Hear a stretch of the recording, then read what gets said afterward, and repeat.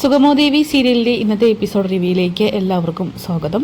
അങ്ങനെ ഭാർഗവിയെ കാണാനായിട്ട് നന്ദൻ എത്തുന്നുണ്ട്. എങ്ങനെയെങ്കിലും അമ്മയെ മത്സരത്തിൽ നിന്നും പിന്തിരിപ്പിക്കണമെന്ന്, നോമിനേഷൻ കൊടുക്കാൻ അനുവദിക്കരുതെന്നൊക്കെ പറഞ്ഞ് ഒന്ന് ഉപദേശിക്കണമെന്നൊക്കെ ഭാർഗവിയോട് നന്ദൻ പറയുന്നുണ്ടെങ്കിലും അതൊന്നും തന്നെ കൊണ്ടാവില്ല എന്നും പ്രഭക്കുഞ്ഞിനെ ഉപദേശിക്കാനോ ശ്വാസിക്കാനോ ഒന്നും തന്നെ താൻ ആളല്ല എന്നൊക്കെ ഭാർഗവി പറയുമ്പോൾ ഗൗരിക്കാണെങ്കിൽ ദേഷ്യം വരികയാണ്. അമ്മ എന്തൊക്കെയാണ് പറയുന്നത്?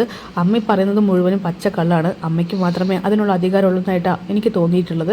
ഇതേ നോക്ക്, അമ്മ എത്രയും പെട്ടെന്ന് അവിടെ ചെന്ന് പ്രഭാൻറ്റിയോട് കാര്യങ്ങൾ പറയണം, നോമിനേഷൻ കൊടുക്കരുതെന്ന് പറയണം. ഇവരുടെ കുടുംബത്തിൻ്റെ കെട്ടഴിഞ്ഞു പോവുകയാണെങ്കിൽ അത് തടയുകയല്ലേ വേണ്ടെന്നൊക്കെ ചോദിച്ച് ഗൗരിയാണെങ്കിൽ ദേഷ്യപ്പെടുന്നു.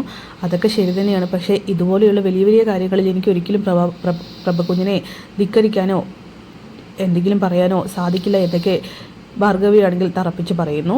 ഈ സമയം നന്ദൻ പറയുന്നുണ്ട്, ശരി ആൻറ്റി ഒന്നും പറയരുത്, പക്ഷേ ഒന്നും വ്യക്തിപരമായി കണ്ട് ആരെയും കുറ്റപ്പെടുത്താതെ ഇരിക്കണം. പ്രത്യേകിച്ച് ദേവിയെ. അവളെ കാണുമ്പോൾ ആൻറ്റിയുടെ ഈ നിലപാടുണ്ടല്ലോ അതൊന്ന് മാറ്റണം.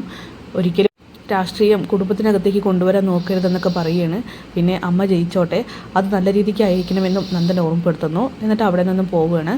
പിന്നീട് ത്യാഗരാജനാണെങ്കിൽ ആകെ ദേഷ്യത്തിലാണ്. ചന്ദ്രമതിയോട് പറയുന്നുണ്ട്, ചേച്ചി വിചാരിക്കുന്നത് പോലെ നല്ല കാര്യങ്ങൾ, അവരുടെ മനസ്സിൽ പല ഉദ്ദേശങ്ങളുണ്ട്. അളിയൻ്റെ പേരും പറഞ്ഞ് നോമിനേഷൻ കൊടുത്താൽ എല്ലാവരുടെയും സഹതാപം ഉണ്ടാവുമല്ലോ, ആ ദിവസം തന്നെ അതുകൊണ്ടാണ് തിരഞ്ഞെടുത്തിരിക്കുന്നതെന്നൊക്കെ പറഞ്ഞ് പൊട്ടിത്തെറിച്ചുകൊണ്ടിരിക്കുകയാണ്. ഈ സമയം ചന്ദ്രമതി പറയുന്നുണ്ട്, അത് സാരല്ല, ഓരോരുത്തർക്കും ഓരോരോ രാഷ്ട്രീയ നിലപാടുകളുണ്ട്, തന്ത്രങ്ങളുണ്ട്, അതിലൊന്നായിട്ട് കണ്ടാൽ മതി എന്നൊക്കെ പറയുമ്പോൾ ചേച്ചിക്ക് ഒരു വിഷമമില്ലേ? ഇതെന്തായാലും അവർ പക്ക രാഷ്ട്രീയക്കാരി ആയതുകൊണ്ട് തന്നെയാണ് മാറിയിരിക്കുന്നു, ചേച്ചിയുടെ പഴയ സുഹൃത്തൊന്നല്ലെന്ന് പറഞ്ഞുകൊണ്ട് ത്യാഗരാജൻ ഓരോന്നായിട്ട് വിളിച്ചു പോകുന്നു. ഈ സമയം ചന്ദ്രപതി പറയുന്നുണ്ട്, എന്താണെന്ന് വെച്ചാൽ ആയിക്കോട്ടെ, ഇനിയിപ്പോൾ ജയം വിജയം അത് ജനങ്ങൾ തീരുമാനിക്കട്ടെ എന്നൊക്കെ പറയുകയാണ്. അങ്ങനെ ത്യാഗരാജൻ പറയുന്നുണ്ട്, ആരും തീരുമാനിക്കാനൊന്നും പോകുന്നില്ല, ദേവിക തന്നെയാണ് ജയിക്കാനായിട്ട് പോകുന്നത്, വെറുതെ അവരിൽ നിന്ന് നാണം കെടും, അല്ലാതെ വേറൊന്നും നടക്കാൻ പോകുന്നില്ല എന്നൊക്കെ പറഞ്ഞ് ത്യാഗരാജനാണെങ്കിൽ ആ സത്യം അങ്ങോട്ട് തുറന്ന് പറയുകയാണ്. അതായത് അവർ ജയിക്കാതിരിക്കാൻ വേണ്ടിയിട്ട് താൻ പല കെണികളും ഒരുക്കി വെച്ചിട്ടുണ്ടെന്ന്. എന്തായാലും ചന്ദ്രമതി പറയുന്നുണ്ട്, തെറ്റായ രീതിക്ക് പ്രഭയെ ഒന്നും ചെയ്യരുതെന്നൊക്കെ. ഇത് കേട്ടിട്ട് ത്യാഗരാജൻ പറയുകയാണ്, അവരെ തോൽപ്പിക്കാൻ വേണ്ടി ഞാൻ എന്തും ചെയ്യുമെന്ന്.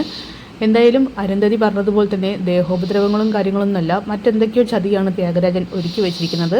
പിന്നീട് സിദ്ധാർത്ഥനാവട്ടെ നേതാവിനെ കാണാനായിട്ട് പോകുന്നുണ്ട്. എന്നിട്ട് നോമിനേഷൻ കൊടുക്കുന്നതിനെ കുറിച്ചൊക്കെ സംസാരിക്കുകയാണ്. നേതാവ് പറയുന്നുണ്ട്, ഇതിപ്പോൾ ഒരു കുടുംബത്തിൽ നിന്ന് തന്നെ 2 പാർട്ടിയിലും സ്ഥാനാർത്ഥികൾ, എങ്ങനെയാണോ മുന്നോട്ട് പോവുക അതൊന്നും എനിക്കറിയില്ല, കുടുംബത്തിനെ ബാധിച്ചു കഴിഞ്ഞു, ദേവിക എന്നേക്കുമായിട്ട് വീടിന് പുറത്തായി, ഇനിയിപ്പോൾ ഒറ്റ നിലപാടേ ഉള്ളൂ, എങ്ങനെയെങ്കിലും ദേവികയെ ജയിപ്പിക്കുക, അതിനിപ്പോൾ എന്ത് നിലപാടെടുത്തിട്ടായാലും കുഴപ്പമില്ല, എന്ത് വഴിയും സ്വീകരിക്കാൻ ഞാൻ തയ്യാറാണ്, എനിക്ക് എൻ്റെ പാർട്ടിയാണ് വലുത്, അതുപോലെ തന്നെ എൻ്റെ സ്ഥാനാർത്ഥി ദേവിക മത്സരിച്ച് വിജയിക്കണമെന്നൊക്കെ സിദ്ധാർത്ഥൻ തറപ്പിച്ച് പറയുകയാണ്. അതിനുവേണ്ടി എന്തും ചെയ്യണമെന്നും സിദ്ധു പറയുന്നുണ്ട്. ഇത് കേട്ട് നേതാവും പറയുകയാണ്, ശരി നാളത്തെ നോമിനേഷൻ അങ്ങോട്ട് കഴിഞ്ഞോട്ടെ എന്നൊക്കെ പറയുന്നുണ്ട്.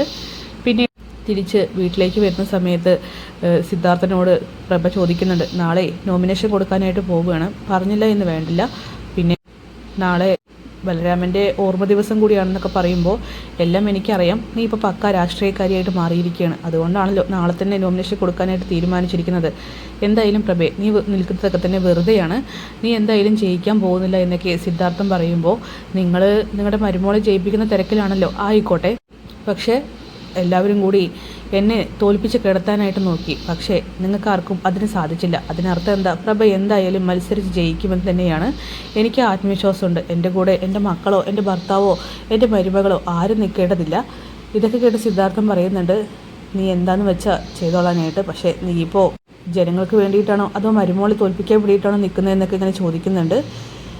അങ്ങനെ പ്രഭയാണെങ്കിൽ തൻ്റെ ആ ഒരു നിലപാട് വ്യക്തമാക്കിക്കൊണ്ടിരിക്കുകയാണ്. അപ്പോൾ കാത്തിരിക്കാൻ നമുക്ക് കിടിലൻ എപ്പിസോഡ്സിനായിട്ട്. Bye bye.